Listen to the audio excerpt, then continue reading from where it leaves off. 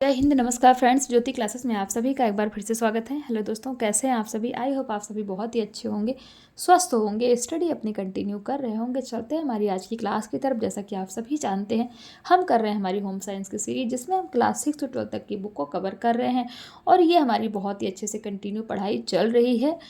और अभी तक हमने इस सीरीज में फ्रेंड्स हमारा क्लास 6 से 8 कंप्लीट कर लिया है और क्लास 9 भी हमारा ऑलमोस्ट कंप्लीट होने ही वाला है। अगर अभी तक आपने हमारी इन वीडियोस को नहीं देखा है तो प्लेलिस्ट में जाके वहाँ से वीडियोस को वॉच आउट करके अपने सारे ही कॉन्सेप्ट क्लियर कर सकते हैं, क्योंकि हमने हर एक टॉपिक को बहुत ही डिटेल में किया है। तो फ्रेंड्स, और इतने डिटेल में करने का हमारा एक ही उद्देश्य है कि एक बार ये आप हमारी होम साइंस की सीरीज को देखिए, ताकि होम साइंस से रिलेटेड कोई भी डाउट आपके माइंड में ना रह जाए। चाहे आप किसी भी क्लास के लर्नर से किसी कॉम्पिटिटिव एग्ज़ाम की तैयारी कर रहे हैं, किसी भी स्टेट का भी कॉम्पिटिटिव एग्ज़ाम हो, आप किसी के लिए भी तैयारी कर रहे हैं, या फिर होम साइंस से रिलेटेड कहीं पे भी किसी फील्ड में अपना करियर देख रहे हैं, सभी के लिए सीरीज़ काफ़ी हेल्पफुल होने वाली है। तो प्लीज़ अगर चैनल पर नए आए हैं तो चैनल को सब्सक्राइब करके बेल आइकन प्रेस कर लीजिए और बन जाइए हमारी इस सीरीज़ का हिस्सा। और साथ ही साथ इस वीडियोस को जो आप देखते हैं, इनको अपने दोस्तों के साथ भी शेयर कीजिए फ्रेंड्स, ताकि वो भी हमारे साथ जुड़ के अपनी पढ़ाई को कंटिन्यू कर सकें। और हाँ, अपनी राय भी हमें अवश्य दिया करिए, क्योंकि आपकी राय हमारे लिए बहुत इंपॉर्टेंट होती है। चाहे आप लाइक कीजिए, डिसलाइक या कमेंट, जो भी आपके समझ में आता है, बट प्लीज़ फ्रेंड्स रिक्वेस्ट है आपसे कि रिस्पॉन्स अवश्य किया करिए, ताकि मैं भी थोड़ा सा मोटिवेट होती रहूँ, मुझे भी लगे कि आप लोग हमारे साथ दिल से जुड़े हैं और सीरियस होकर पढ़ाई कर रहे हैं। चलते हैं हमारी आज की क्लास की तरफ। तो फ्रेंड्स, ये हमारी इवनिंग की क्लास है। मॉर्निंग की क्लास जो हमारी डेली होती है 9 बजे सुबह, तो वो हमने सुबह की थी। उसमें हमने किया था कुछ क्वेश्चन आंसर्स की प्रैक्टिस, जो किससे रिलेटेड था, गृह परिचर्या एवं गृह परिचारिका, यानी कि जो हमने प्रीवियस चैप्टर कंप्लीट किया उसी के क्वेश्चन आंसर्स की हमने प्रैक्टिस की थी। आई होप आपने उस क्लास को देख लिया होगा। नहीं देखा है तो प्लेलिस्ट में जाके देख के अपने कॉन्सेप्ट को क्लियर कर सकते हैं। हमने कई सारे क्वेश्चन आंसर्स की प्रैक्टिस की थी। तो ये तो थी हमारी प्रीवियस क्लास, जो हमने आज मॉर्निंग में सुबह 9 बजे की थी। अभी हम कर रहे हैं हमारी इवनिंग की क्लास, जिसमें हम करेंगे फ्रेंड्स हमारा चैप्टर 20। चैप्टर 19 हमारा कंप्लीट हो गया। चैप्टर 19 क्या था? हमारा गृह परिचर्या एवं गृह परिचारिका था। अब हम देख रहे हैं कि रोगी का कमरा एवं उसकी व्यवस्था।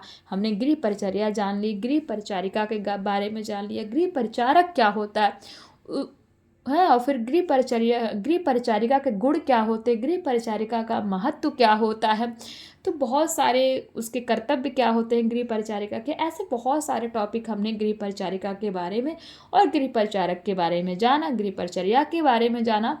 तो अब ये सब तो हमने समझ लिया। अब देख लेते हैं कि रोगी का कमरा एवं उसकी व्यवस्था कैसी होनी चाहिए, ये हम कवर करेंगे। और इस चैप्टर में हम कौन कौन सा टॉपिक कवर करेंगे देख लीजिए। पहला है रोगी के लिए अलग कमरे का महत्व। नंबर 2, रोगी के कमरे का चयन। नंबर 3, रोगी के कमरे के लिए आवश्यक सामान। नंबर 4, रोगी के कमरे की साफ सफाई। नंबर 5 में हम कवर करेंगे रोगी के कमरे में शुद्ध वायु की व्यवस्था होनी चाहिए। नंबर 6, रोगी के कमरे में ताप की व्यवस्था होनी चाहिए। और नंबर 7 जो कवर करेंगे हम इस चैप्टर में, रोगी के कमरे में प्रकाश का भी प्रबंध होना चाहिए। तो ये सारे ही पॉइंट्स हम इस चैप्टर के माध्यम से कवर करेंगे। आई होप आपको एक बार पूरा ओवरव्यू मिल गया होगा कि आप इस चैप्टर में आखिर करने क्या वाले हैं। देखते हैं, स्टार्ट करते हैं आज की क्लास। जब व्यक्ति किसी रोग का शिकार हो जाता है या उसके साथ कोई दुर्घटना हो जाती है, तो उसे विशेष देखरेख की आवश्यकता होती है तथा उपचार के दौरान उसे पर्याप्त विश्राम व नींद की आवश्यकता होती है। संक्रामक रोग होने की स्थिति में रोगी की अलग कमरे की आवश्यकता होती है, यानी कि जो रोगी होता है उसको अलग कमरे की आवश्यकता होती, ताकि अन्य लोगों में संक्रमण ना फैले।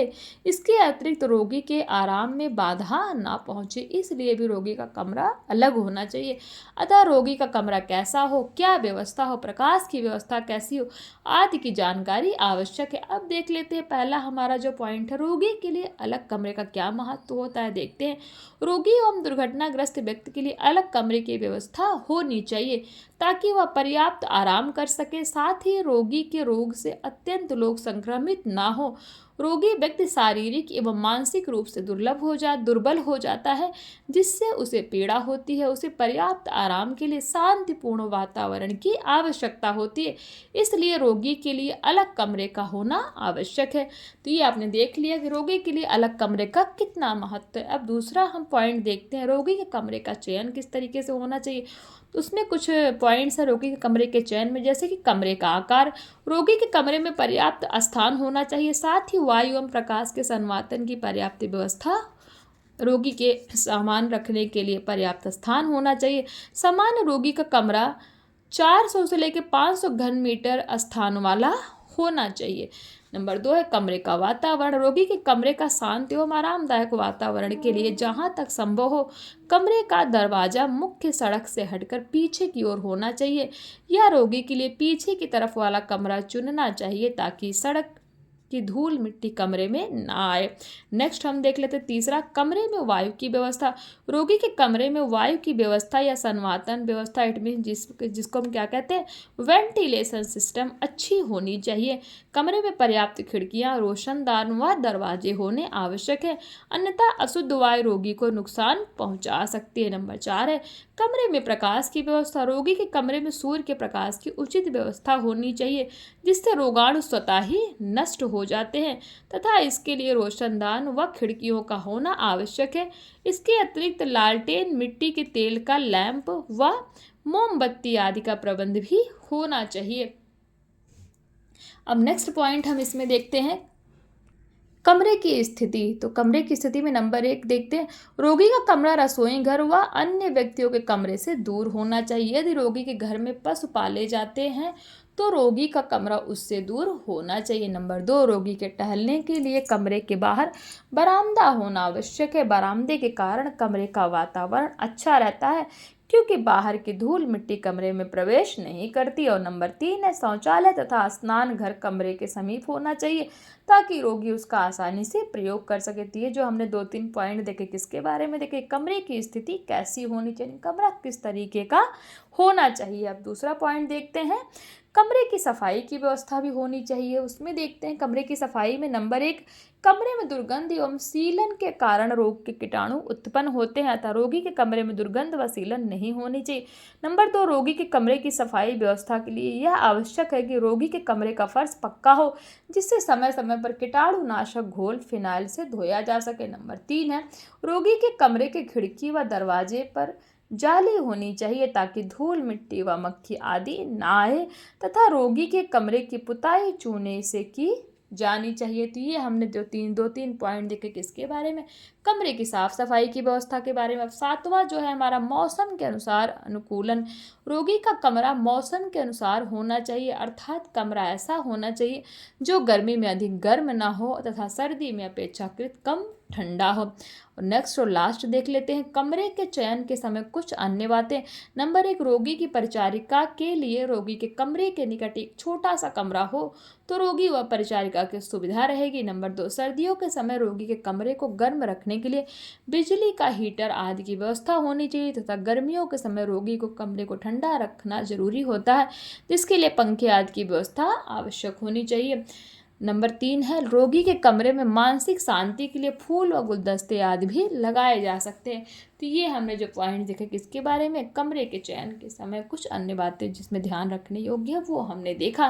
तो ये हमारा हो गया क्या, रोगी के कमरे का चयन कैसा होना चाहिए, कमरे के आकार के अकॉर्डिंग, कमरे का वातावरण कैसा होना चाहिए, कमरे में वायु की व्यवस्था कैसी होनी चाहिए, कमरे में प्रकाश की व्यवस्था, कमरे की स्थिति हमने देखी, कमरे की साफ सफाई की व्यवस्था देखी, मौसम के अनुसार अनुकूलन देखा, और साथ ही साथ कमरे के चयन के समय कुछ अन्य बातें देखी थी। सारे ही पॉइंट्स हमने किसमें कवर किए, रोगी के कमरे के चयन में ही सारे ही पॉइंट्स हमने कवर किए। आई होप ये आपके क्लियर हुए होंगे।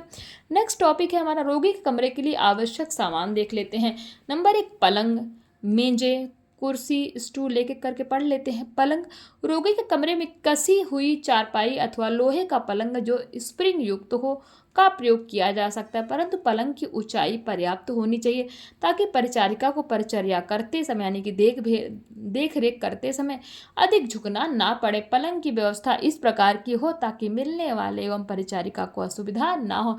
नंबर 2, मेजें, रोगी कमरे में 2 मेजों की आवश्यकता पड़ती है, जिसमें से एक रोगी के बिस्तर के सिरे के पास जिस पर रोगी अपना तौलिया व आवश्यक सामान रखे, तथा दूसरी मेज कमरे के किसी कोने में होनी चाहिए जिस पर परिचर्या की आवश्यक वस्तुएं रखी हो, जिससे परिचारिका को असुविधा ना हो। परिचर्या मतलब देखभाल।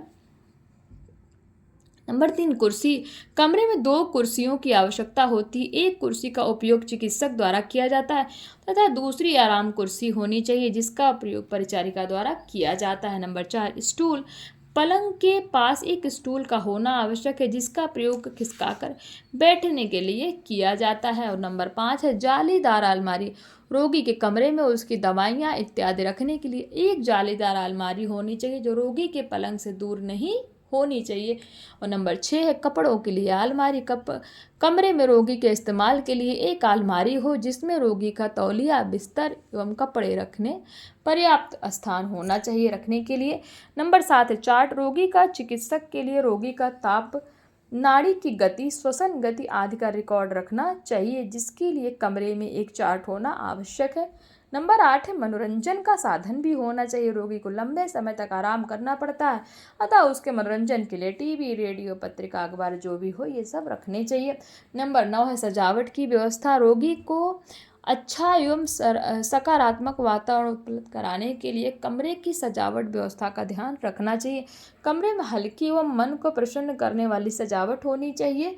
रोगी के कमरे में गुलदस्ते आदि लगने चाहिए। नंबर 10 है अन्य आवश्यक वस्तुएं, रोगी का चिकित्सक के दौरान कोई अन्य आवश्यक वस्तुओं की आवश्यकता होती है जैसे पीकदान, मल तथा मूत्रपान आदि। इनको नियमित रूप से कीटाणुनाशक पोल से साफ करते रहना चाहिए, यानी कि जो कीटाणुनाशक घोल आते हैं, सॉरी मैं पोल बोल रही हूँ, माफ़ कीजिएगा, कीटाणुनाशक जो घोल आते हैं ना उनसे साफ करते रहना चाहिए। तो ये हमने कुछ पॉइंट्स देखे किसके बारे में, रोगी के कमरे के लिए आवश्यक सामान कौन कौन सा होना चाहिए, पलंग, मेजे, कुर्सी, स्टूल, जालीदार अलमारी, कपड़ों के लिए अलमारी, चार्ट, मनोरंजन साधन, सजावट व्यवस्था, और हमने क्या देखा, अन्य आवश्यक वस्तुएं। तो ये सभी हमने देखे और इन सभी को हमने डिटेल में पढ़ा। आई होप ये सारे ही आपके क्लियर हुए होंगे। अब इनसे रिलेटेड कुछ क्वेश्चन देखिए। क्वेश्चन 1 कहता है संक्रामण रोगों से अलग कमरे की आवश्यकता क्यों पड़ती है। नंबर 2, परिचारिका का कमरा कहाँ होना चाहिए। क्वेश्चन 3 है रोगी के कमरे में मानसिक शांति बनाए रखने के लिए क्या किया जा सकता है, यानी कि रोगी को मेंटली अच्छा लगे, मानसिक तौर से वो सुख महसूस करे, सुख का अनुभूति हो उसको, तो क्या करना चाहिए ये बताइए। और क्वेश्चन 4 कहता है रोगी के कमरे में चार्ट क्यों आवश्यक है, क्यों रोगी के कमरे में चार्ट की आवश्यकता पड़ती है। तो ये कुछ क्वेश्चन है, आई होप आपने इनका स्क्रीनशॉट अभी तक ले लिया होगा। प्लीज़ इनको सॉल्व करिएगा ताकि आपको पता लगे कि आप ये सीरीज जो देख रहे हैं हमारे साथ जुड़े हैं वो आपके लिए बेनिफिशियल है या नहीं है। तो ये हो गया हमारा क्या, रोगी के कमरे के लिए आवश्यक सामान। अब फटाफट दूसरा टॉपिक देख लेते हैं, रोगी के कमरे की सफाई की व्यवस्था पे नज़र डालते हैं। सामान्यतः ऐसे स्थान जहाँ पर पर्याप्त साफ सफाई का व्यवस्था का अभाव हो वहाँ रोग उत्पन्न होने की संभावना अधिक रहती है, अतः रोगी के कमरे की साफ सफाई नियमित रूप से होनी अत्यंत आवश्यक है। यदि रोगी का कमरा स्वच्छ रहेगा तो रोगी का मन प्रसन्नता अनुभव करेगा। रोगी के कमरे की सफाई की व्यवस्था कुछ बिंदुओं से समझा जा सकता है। नंबर 1 है फर्श की सफाई प्रतिदिन कीटाणुनाशक घोल से की जानी चाहिए, जैसे लाइजॉल हो गया, फिनाइल हो गया, डिटॉल आप डाल सकते हैं, इनसे जो है आप फर्श की सफाई कर सकते हैं। रोगी के कमरे के पर्दे, बिस्तर तथा अन्य कपड़े सूती होने चाहिए जिन्हें नियमित रूप से गर्म पानी से धोना चाहिए। इसके साथ साथ दवाओं का भी ध्यान रखना चाहिए ताकि दवाओं पर धूल या मक्खियाँ ना बैठे। नंबर 2 है रोगी के बर्तन, चिलमली, पीकदान, बेड पैन आदि का उपयोग के पश्चात कीटाणुनाशक घोल से धोने चाहिए। नंबर 3 है कमरे की दीवारों में सफाई भी आवश्यक है। दीवारों पर जाले या कीड़े मकोड़े नहीं होने चाहिए। कीड़े मकोड़े एवं रोगाणुओं के नाश के लिए दिन में 1-2 बार कीटाणुनाशक स्प्रे किया जाना चाहिए। अब नेक्स्ट टॉपिक हमारा देखते हैं, रोगी के कमरे में शुद्ध वायु की व्यवस्था होनी चाहिए। रोगी के कमरे में शुद्ध वायु की व्यवस्था अच्छी होनी चाहिए। रोगी के जल्द स्वास्थ्य लाभ के लिए कमरे का हवादार एवं खुला होना आवश्यक है। कमरे के पर्याप्त दरवाजे, खिड़कियां तथा रोशनदान होने चाहिए, जिससे संवातन व्यवस्था यानी कि वेंटिलेशन की व्यवस्था ठीक से चले। सामान्य लोगों की अपेक्षा रोगी को अधिक मात्रा में शुद्ध वायु की आवश्यकता पड़ती है, परंतु यह आवश्यक है कि तेज वायु सीधे रोगी को ना लगे, इसलिए खिड़की एवं दरवाजे को तिरछा खोला जाना उचित है। यह ध्यान रखना चाहिए कि वायु बराबर कमरे में आती जाती रहे। तो ये हमने देखा किसके बारे में, रोगी के कमरे में शुद्ध वायु की व्यवस्था। अब रोगी के कमरे में ताप की व्यवस्था देख लेते हैं। रोगी की आवश्यकता के अनुसार रोगी के कमरे का तापमान यानी कि टेम्परेचर होना चाहिए। सर्दी में रोगी के कमरे को गर्म एवं गर्मी में ठंडा रखना चाहिए। रोगी के कमरे का ताप सामान्यतः 98 फ़ारेनहाइट या 36 फ़ारेनहाइट 35 डिग्री सेल्सियस होना चाहिए। ध्यान रखिएगा, 98 फ़ारेनहाइट या 35 डिग्री सेल्सियस होना चाहिए। सर्दी में रोगी को ठंड से बचाने के लिए कमरे को गर्म रखना अत्यंत आवश्यक है, परंतु कमरे को गर्म रखने के लिए कमरे के अंदर आग जलाना उचित नहीं, क्योंकि इससे कमरे में ऑक्सीजन की मात्रा कम हो जाती है। कमरे में यदि अंगीठी या आग जलाने के लिए चिमनी बनी हो तो इसका उपयोग किया जा सकता है। अंगीठी में लकड़ी के कोयले का प्रयोग करना चाहिए। रोगी के कमरे को गर्म करने का सबसे अच्छा उपाय गर्म पानी की थैली तथा बोतलों का प्रयोग होता है। गर्मियों में रोगी के कमरे को ठंडा बनाए रखने के लिए पर्दे आदि का प्रयोग किया जा सकता है। वर्तमान में आधुनिक वातानुकूलित यंत्रों का प्रयोग भी किया जा सकता है। सुरक्षा की दृष्टि से रोगी का पलंग इन सबसे दूर स्थित होना चाहिए। नोट: अंगीठी को कमरे में तभी ले जाना चाहिए जब कोयला जलकर लाल सुर्ख हो जाए। साथ ही खिड़कियां खुली रखनी चाहिए। सोने के समय अंगीठी कमरे में नहीं रखनी चाहिए। ये कुछ इंपॉर्टेंट पॉइंट्स हैं, इसको आप स्टार मार्क कर लीजिए, आपको पता होना चाहिए। अब देख लेते हैं नेक्स्ट हमारा टॉपिक है, रोगी के कमरे में प्रकाश का प्रबंध कैसा होना चाहिए। देखते हैं। नंबर 1, रोगी के कमरे में सूर्य का प्रकाश आना अत्यंत आवश्यक है, क्योंकि इससे कमरे की दुर्गंध और उसमें मौजूद रोगाणु आदि नष्ट हो जाते हैं, परंतु प्रकाश अत्यधिक तीव्र नहीं होना चाहिए, अन्यथा रोगी की आंखों पर इसका नकारात्मक यानी कि निगेटिव इफेक्ट हो सकता है। पॉइंट 2 है, प्रकाश व्यवस्था इस प्रकार की होनी चाहिए ताकि प्रातः काल में सूर्य का प्रकाश रोगी की चारपाई तथा शरीर पर पड़े। इसके लिए खिड़कियों पर पर्दों की व्यवस्था होनी चाहिए, जिनका आवश्यकता अनुसार प्रयोग किया जा सकता है। पॉइंट 3 है, रोगी के कमरे में रात्रि के समय प्रकाश का उचित प्रबंध होना चाहिए। प्रकाश व्यवस्था ऐसी होनी चाहिए जिससे रोगी की आंखों में किसी प्रकार की चौंध या चमक ना लगे, इसके लिए बल्ब पर शेड को लगाया जाना चाहिए। पॉइंट 4 है, बिजली का बल्ब हल्के या दुधिया रंग का होना चाहिए। यदि रोगी को किसी कारण यह रंग पसंद ना हो तो नीले रंग का बल्ब प्रयोग किया जाना चाहिए।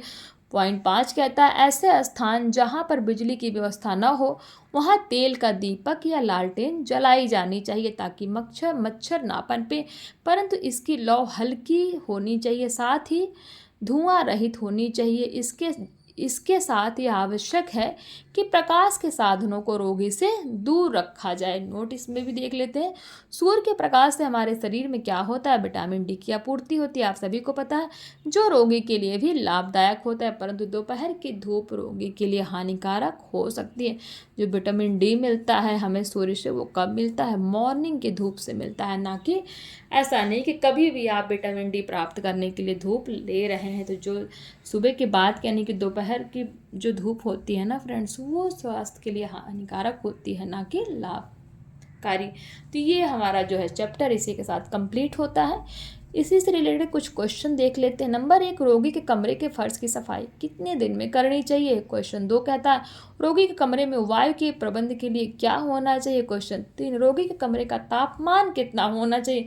क्वेश्चन 4 कहता है, रात्रि में प्रकाश का प्रबंध किस प्रकार किया जाना चाहिए। तो ये जो अभी हमने टॉपिक पढ़े, कुछ उनसे रिलेटेड कुछ क्वेश्चन आंसर्स हैं, ये आप सॉल्व करिएगा एज अ होमवर्क के रूप में। आई होप आपने इनका अभी स्क्रीनशॉट भी ले लिया होगा। तो ये तो थी हमारी आज की क्लास, और क्लास के साथ ही साथ हमने जो है ये चैप्टर भी कंप्लीट कर दिया। बहुत ही छोटा चैप्टर था। हमने गृह परिचारिका एवं गृह परिचारिका देखा और फिर हमने देखा कि रोगी का कमरा कैसा होना चाहिए, वो हमने देखा। तो इसी के साथ हमारा ये चैप्टर कंप्लीट होता है। आई होप आज की क्लास आपको समझ में आई हो, सारे ही कॉन्सेप्ट क्लियर हुआ हो। ऐसा कुछ भी इसमें नहीं था जो कि आपको मेरे अकॉर्डिंग समझ में ना आए। फिर भी नहीं आता तो आप कमेंट करके पूछ सकते हैं, हम आपका जब आपके क्वेश्चन का आंसर देने की पूरी कोशिश करेंगे। तो मिलते हैं हमारी नेक्स्ट क्लास में। तब तक के लिए जय हिंद, नमस्कार। हंसते रहिए, मुस्कुराते रहिए, एक दूसरे की हेल्प करते रहिए और साथ ही साथ जाते जाते फ्रेंड्स चैनल को सब्सक्राइब करके अवश्य जाइए ताकि आप भी हमारी इस सीरीज का हिस्सा बन सकें। धन्यवाद।